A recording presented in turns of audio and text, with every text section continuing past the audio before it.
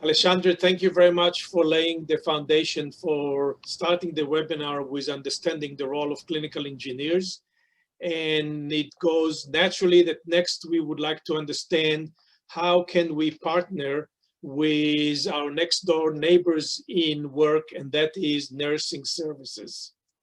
For that, we are delighted to have Anne O'Brien from California, US, to address the partnership to improve patient care looking from the nursing service, where Anne is a fellow of the Academy of Nursing, fellow of the Health Informatics Society. She was a nursing vice president and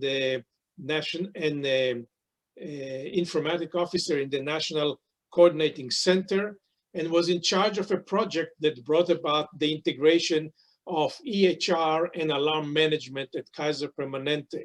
So like the rest of you that already on the chat box telling us, what about nursing? Here is the answer. And the stage is yours.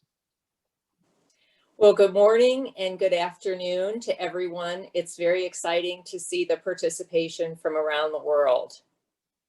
Next slide. I'd like to, first of all, thank the Planning Committee for the invitation to speak to this audience.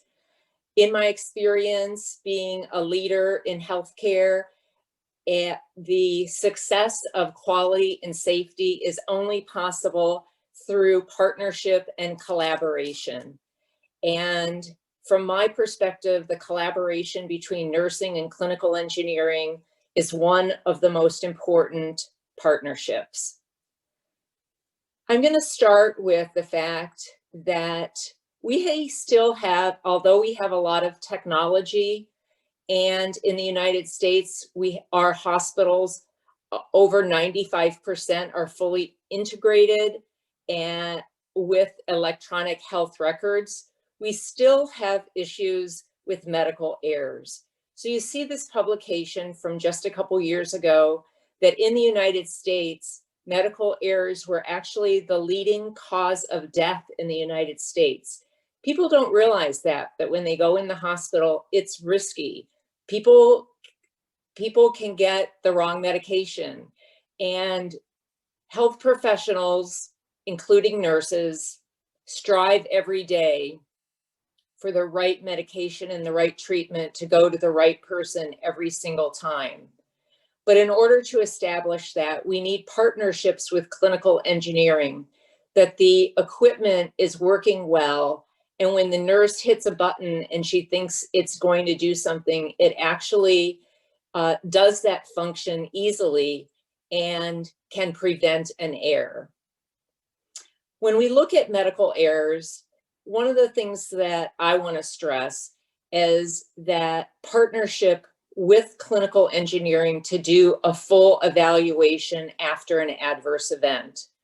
I remember one time at Kaiser Permanente, we did have an incident where an alarm was missed and actually the patient died. You can imagine the devastation across the entire healthcare team in terms of nursing, as well as quality, safety, and the executive administration within the hospital to actually have a patient death associated with a missed alarm. So through partnership with medical engineering, that can enhance all of the understanding of clinical workflow processes. So how do we partner so that every single workflow is effective and known, and that there's partnership with all members of the healthcare team? Through evaluations for incidents with clinical engineering, now with smart technology, you can have clear, discrete data for issue resolution. So in the past, the nurse would say, I clicked this button, or I did respond to the alarm. But now in the United States, we've moved much more to smart pumps and other smart technology, which then creates a helpful and deliberate partnership with clinical engineering. And we can actually have extractions of data at the keystroke level. So you can look at exactly what the clinician did that led to a certain intervention or missed intervention. And this capacity really enhances the ability to take care of high-risk patients. Next slide. So I just want to talk a little bit about how when you're investigating an event, what kinds of things are important for partnering with success. The first is that you really have the ability to enhance opportunity for learning. So again, in the past, I would say in the 80s and 90s, there was much more of a focus on a little bit of fault finding.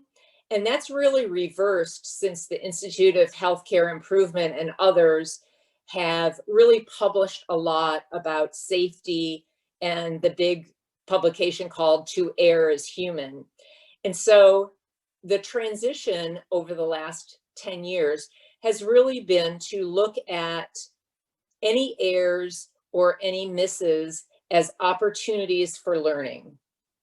Also, the partnership with clinical engineering brings us access to more granular data, as I mentioned. So it isn't just smart technology and smart pumps, but it's every electronic device. And now every patient, even if they're in the hospital on a medical surgical unit, is as sick as the patients in the ICU were 10 years ago.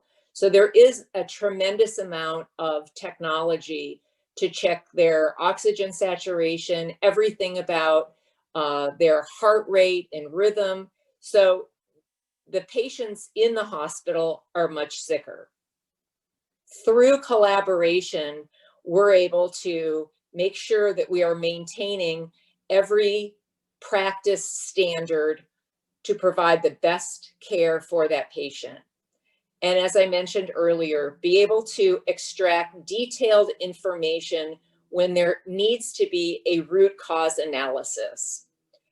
The other opportunity is to be able to review this as a collaborative analysis.